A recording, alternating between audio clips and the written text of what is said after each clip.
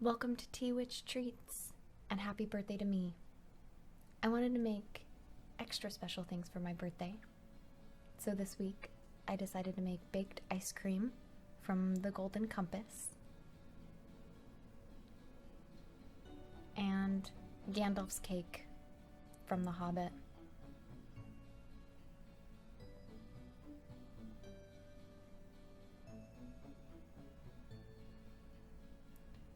My daughter wanted to help me bake my birthday treats, so that's why you see little fingers coming in and out of the frame.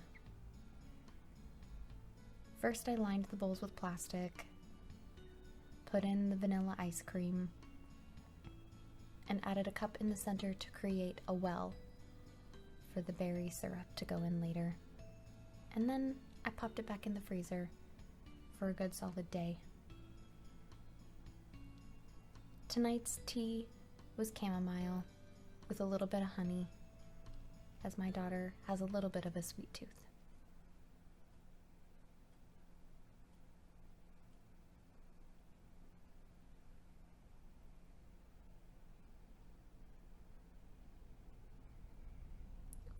For the baked ice cream, we had to do a little bit of a more simple Genoese cake, or Genois cake, depending on how you say it. So we start off with egg whites.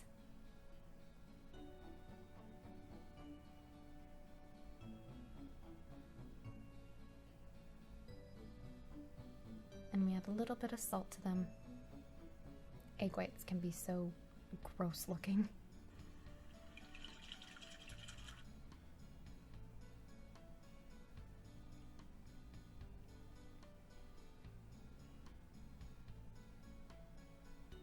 And you beat them into stiff peaks little by little, incorporating sugar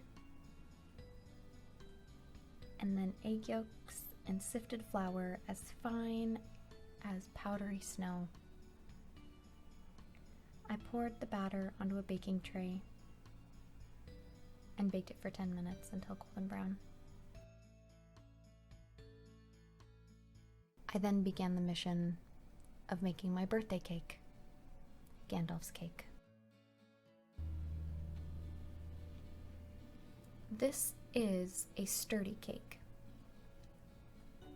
It kind of started off more like a pastry, where you crumble the butter in with the flour, and quickly it became more bread-like than cake-like, almost like shortbread. In the end, I was very satisfied with it, and the flavor was delicious. The flavor of anise came out beautifully with all the other spices. It's a perfect Hobbit cake, one that will sit in your pantry for weeks, waiting for the perfect wizard friend to come along and share it with you.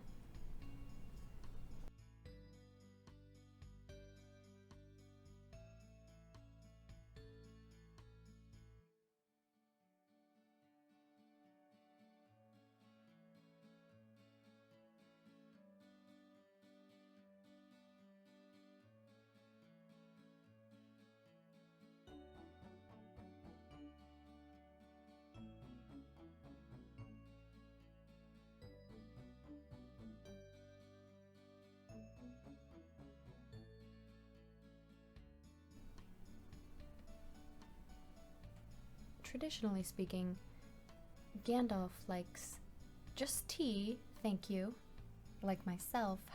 However, I decided to bake this cake for my birthday because, like Gandalf, I didn't want something too sweet, and it just looked so beautiful.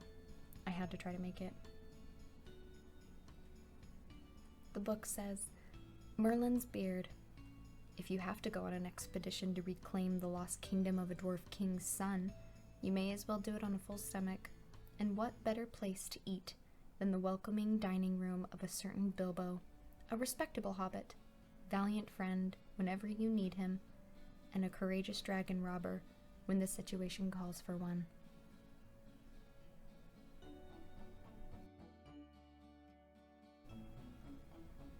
adding a little bit of muggle repellent on top of this wizard's cake, naturally. I then put it in the oven and moved on to the ice cream, where I added the berry center. I checked my cake, and it was ready to go. I know why my cake looks different than the picture. I added buttermilk to the recipe, even though it didn't call for it. I thought it needed more liquid, and I'm glad I did add it. It's okay looking, not exactly like the picture, but it tasted so delicious. I took glamdring, or just a sword, and I cut my birthday cake. This cake was crumbly, yep, soft and moist.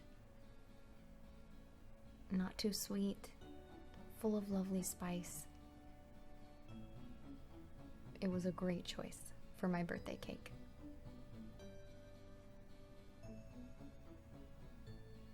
Over the next couple days, that little piece of cake was all that was left. And I saved one bomb in the freezer to do a taste test for the video. I had placed a little bit of the Genoa cake I had made in the beginning on the bottom of the ice cream, almost like a bomb. I had made an unsuccessful meringue, but I coated the ice cream anyway and let it set here in the freezer for a bit while I made my tea.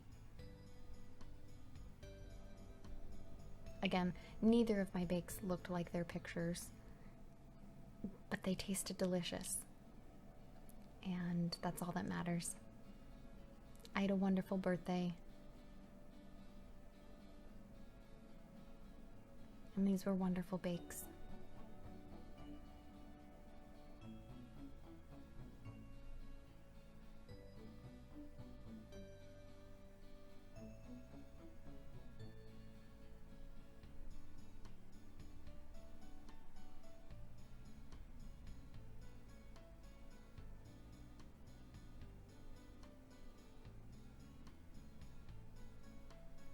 Thank you for joining me on Tea Witch Treats. I was even gifted with some misty mountains